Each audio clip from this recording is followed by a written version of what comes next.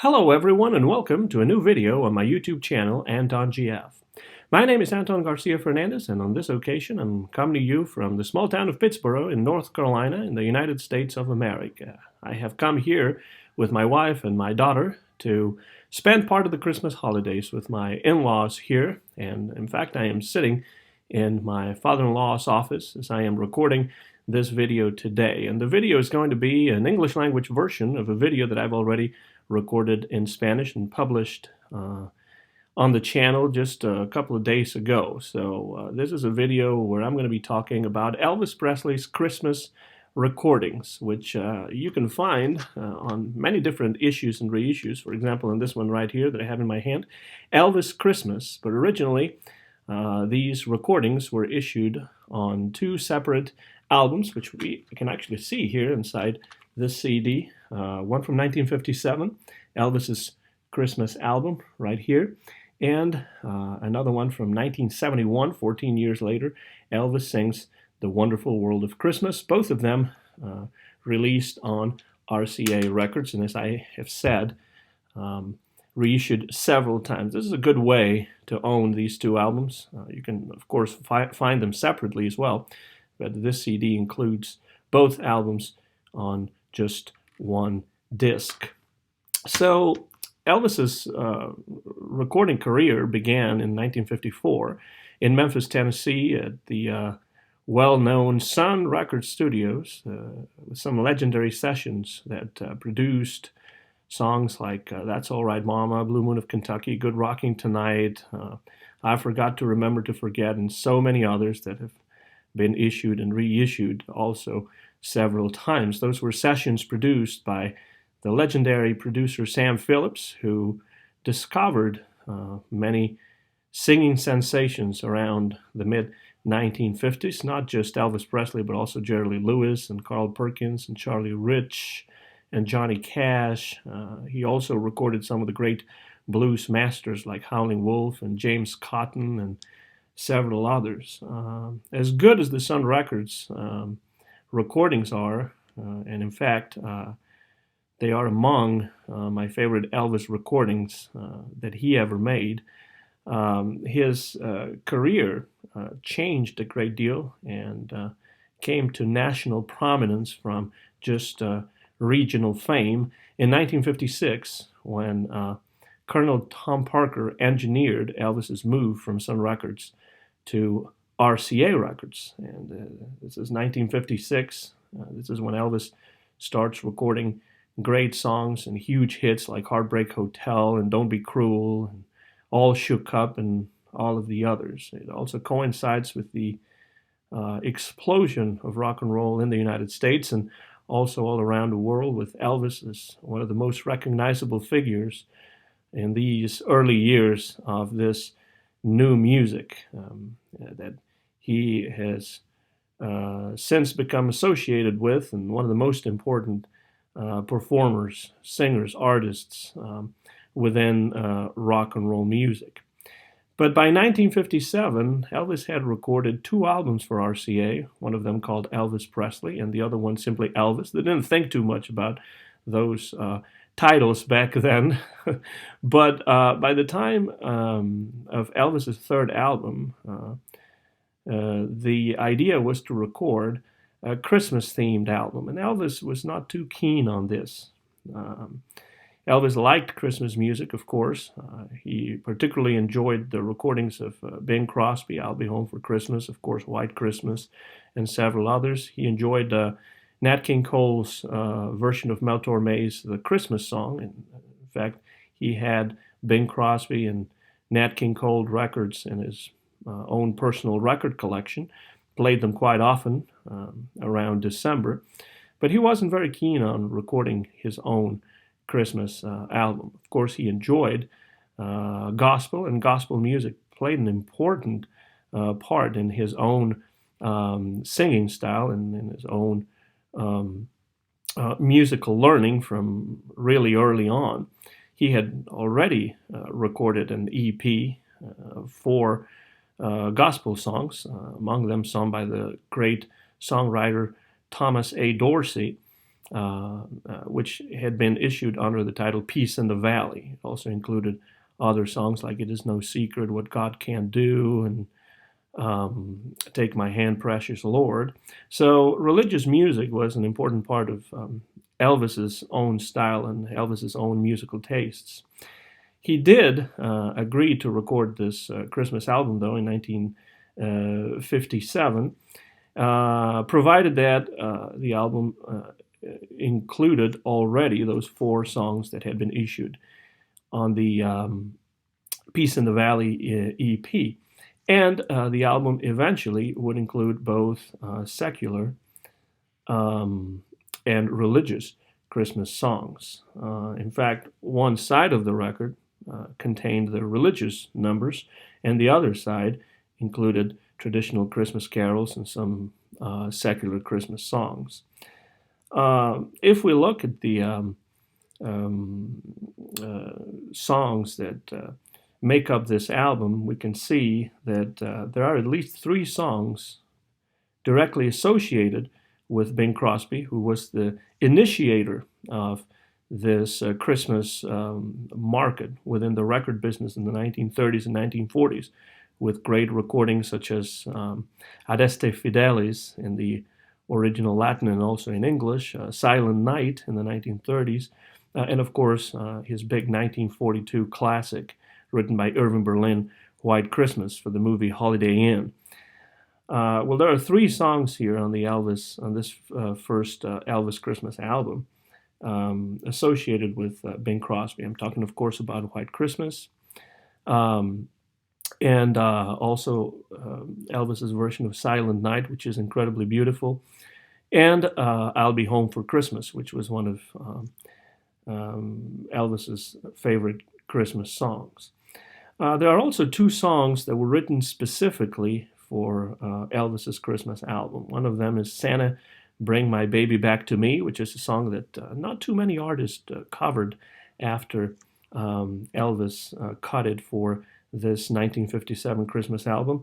And then one of my all-time favorites among the many Christmas songs that Elvis recorded, which is Santa Claus Is Back in Town. We'll talk about this one a little bit later on. What Elvis is doing here is reinterpreting the songs in his own way, adapting these songs to his own personal style. In that sense, this is not your typical Christmas album. It's not exactly the same as a Bing Crosby or a Frank Sinatra or a Dean Martin or a Nat King Cole Christmas album. Elvis is throwing some rock and roll into this. Elvis is throwing some gospel music into this. And of course, he is also throwing some blues, which is really interesting in some of these songs. Even his version of Here Comes Santa Claus Right Down Santa Claus Lane, which had been a big hit record in the country market for Gene Autry, is quite different in Elvis's version here on this 1957 Christmas album. The song Santa Claus Is Back in Town is a very interesting one in my from my perspective, because it was written by Jerry Lieber and Mike Stoller, who were responsible for Elvis hits like Don't, for example, Jailhouse Rock, and of course Hound Dog, which they wrote for Big Mama Thornton originally, but which Elvis covered for RCA in a memorable version. Elvis needed another song, and Lieber and Stoller were hanging around the studio because they pretty much almost produced these recordings. They were good friends with Elvis. They understood Elvis very well. And they were in the studio throughout these sessions that yielded Elvis's Christmas album. And so Elvis asked the 2 of them to write an extra song for the album. The song began under the working title of Christmas Blues and would eventually, and very quickly too, become Santa Claus Is Back in Town. What a great bluesy number this is. Elvis is doing a fantastic job. He's really enjoying himself. And I also appreciate the fact that the song appears at the very beginning of the record with the Jordanaires singing Christmas, Christmas, Christmas, chanting the word Christmas at the beginning. and then the band comes in with a lot of strength. The band comes in with a lot of energy, and Elvis's voice is just fantastic as he starts singing "It's Christmas Time, Pretty Baby," and the snow is falling on the ground. And it really is a memorable recording from this album that already tells you from the beginning that this is not going to be your typical Christmas album. We also find Blue Christmas, which had been a big hit record in the country field for the Texas troubadour, the great Ernest Stubb, who was one of Elvis's favorites. Elvis injects some blues into the song, into Blue Christmas, and also comes up with a memorable performance. Elvis said later on in the 1968 NBC TV special that Blue Christmas was his favorite Christmas song among the many that he recorded. And there is no doubt that as they were working up this arrangement for Blue Christmas, the song One Night, or One Night with You, or One Night of Sin, which Elvis recorded for RCA, was fresh on their minds. Very similar arrangement, and Elvis always feels at ease in a blues setting. And then we have White Christmas, the classic, the Irving Berlin perennial from the movie Holiday Inn that Bing Crosby introduced and has become one of the biggest selling records of all time. The Bing Crosby record. Well, Elvis created his own version of this song and included it in the album. And this was something that Irving Berlin did not appreciate. Apparently, Irving Berlin heard this song, and this created quite a controversy because Irving Berlin did not like the Elvis version of White Christmas, and he started writing the radio stations and calling the radio stations, trying to get the record off the air, trying to get some of these stations to ban the record. And what Irving Berlin probably didn't know is that Elvis's version was directly based on a previous version by the vocal group The Drifters. Elvis really loved The Drifters, and particularly the Drifters version of White Christmas, and he based the version that he includes here. His own version is based on the Drifters version from just a couple of years earlier. I love the Drifters version as well. And it has since been featured in the soundtrack of several different movies, Home Alone being one of them that I can remember readily because I just watched it a few days ago with my 6.5-year-old daughter.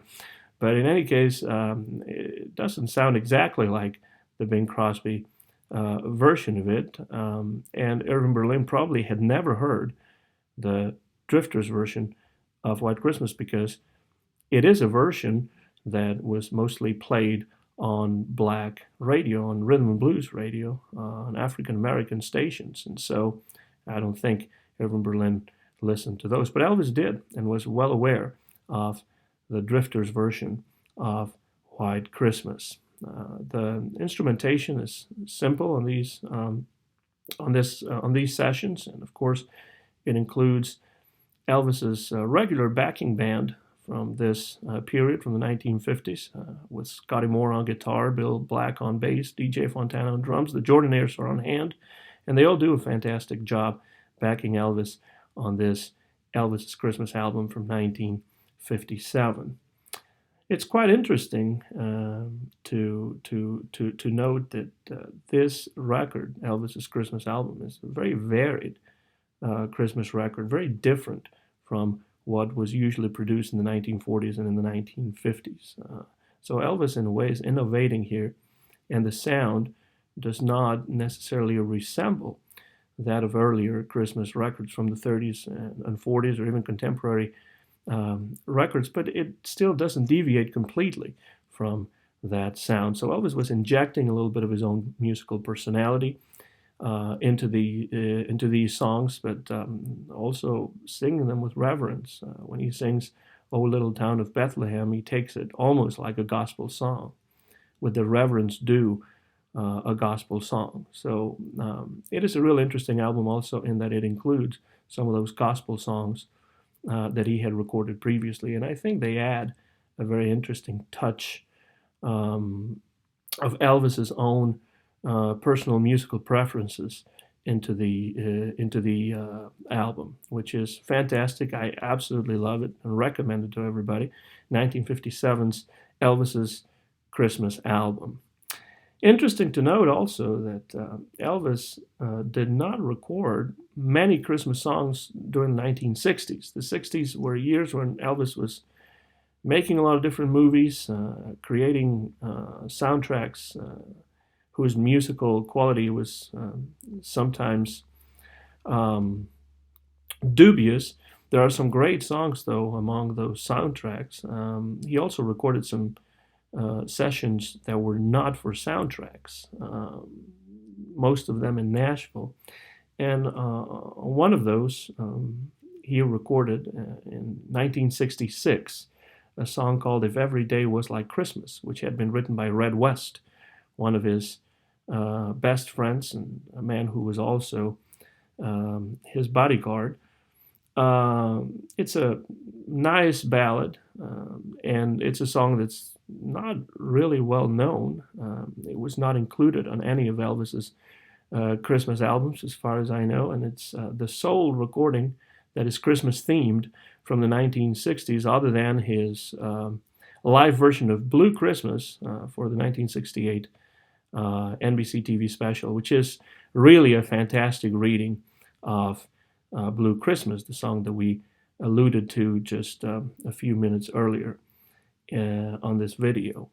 But when we get to 1971, Elvis records a second Christmas album. Again, he wasn't very keen on recording the second Christmas album, but it had been 14 years since the earlier one, and he decided to give in and record this album, which would be called Elvis Sings The Wonderful World of Christmas. That's the title of one of the songs on the album, The Wonderful World of Christmas. And it was recorded over the course of 2 sessions at RCA Studio B in Nashville, Tennessee. This album was his second and last Christmas theme collection, and it wasn't as popular as one might think at the time, but it really has stood the test of time. There's some really good songs in there, and even though Elvis is not always into the songs, it's pretty clear that he wasn't as interested in recording this kind of music as maybe Help Me Make It Through the Night or some more rocking numbers that he did at the beginning of the 1970s, but he still does a fine job. The band is fantastic. Some of the best studio musicians in Nashville back Elvis up here, as was the case whenever he was recording in Nashville. We have James Burton on guitar, we have Jerry Kerrigan on drums, we have David Briggs on piano, Charlie McCoy is on harmonica, Norbert Putnam is on bass. Well, just the cream of the crop, or some of the cream of the crop of Nashville musicians at the time. So no problem there. Elvis is sounding good vocally, but the content is quite different on this 1971 album when compared with the 1957 one, because there are a lot more new Christmas songs, newly written Christmas songs, some of them specifically for Elvis. Many of them were not recorded by other artists after Elvis recorded them, and some of them are really interesting songs, some of them inconsequential, but Elvis put some feeling into some of them. I'll Be Home on Christmas Day, for example, is a good example of that.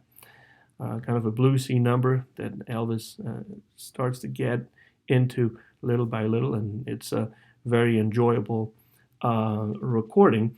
We have a couple of traditional Christmas carols. Oh, Come All You Faithful is one of them. Elvis gets to record this wonderful Christmas carol, not in Latin as Bing Crosby did, but in English and with a nice arrangement. And The First Noel is also a traditional carol that Elvis attempts here. There's a couple of Christmas classic tunes. Silver Bells is one of them, also associated with Bing Crosby. Winter Wonderland is another one, written by the great Johnny Mercer.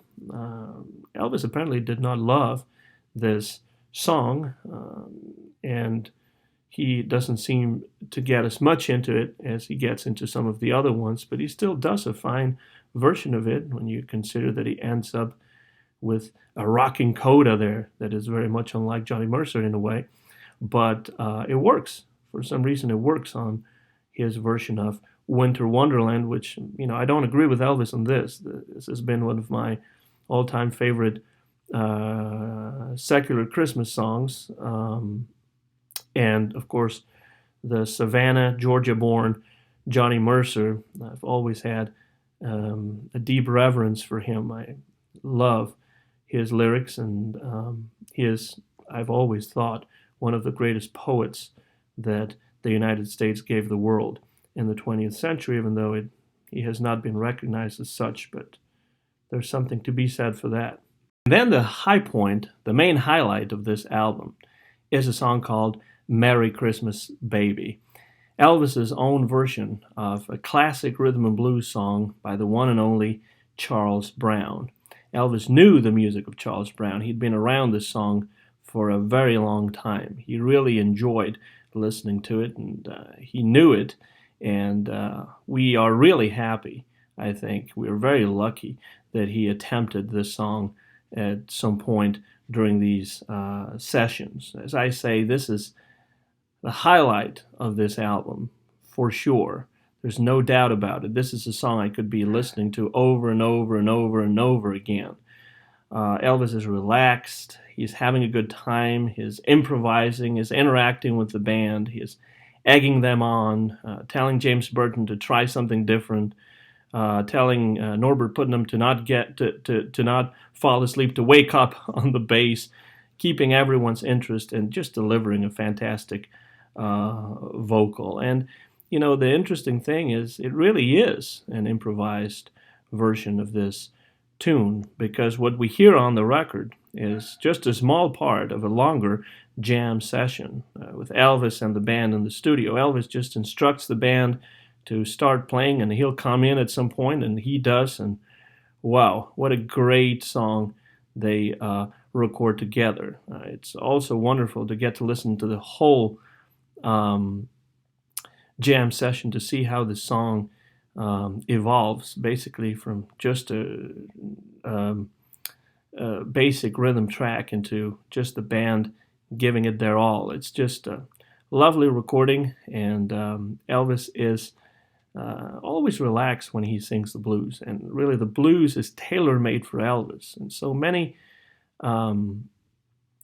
critics have asked and have wondered, and I have wondered myself many times as well, why is it that Elvis never entered the studio to record a full-blown blues album? That would have been a fantastic project for Elvis. It's true he recorded blues songs along the way. He began recording in 1954 by committing to wax an old Arthur Big Boy Crudup number called That's All Right Mama. And he never quite left the blues. He recorded Big Boss Man and High Heel Sneakers over the years. He recorded Hound Dog. He recorded several blues songs, but it would have been a lovely idea if somebody had suggested to Elvis, why don't you record a whole album of blues music? Relaxed album like this. Just go in with a band and start working on arrangements for songs and just improvising here and there. That would have been a marvelous project for Elvis, which unfortunately never materialized. But we have Merry Christmas, Baby to enjoy and think of what might have been. Things are usually not the way we want them to be, but just the way they were. And it's too bad Elvis never hit upon this idea or never saw the viability of it. But we have glimpses of what might have been with this marvelous rendition of Merry Christmas, Baby on Elvis Sings the Wonderful World of Christmas, which is Elvis's second and last Christmas album, going back to the year of 1971. This is a CD that I have right here that includes both albums, Elvis's Christmas Album from 1957 and Elvis Sings the Wonderful World of Christmas from 1971. It's a good way to have both of them in one place. Of course, they can also be found separately. However you listen to them, you will find that this is Elvis at his best, giving a different treatment to Christmas music, lending his own style to Christmas music, and these are definitely recordings that have stood the test of time and that are well worth a listen. So if you have not listened to them, make sure you seek them out and play them, because this is really good Christmas music. And Elvis recorded 2 whole albums worth of this type of stuff, and I think we're very lucky he did.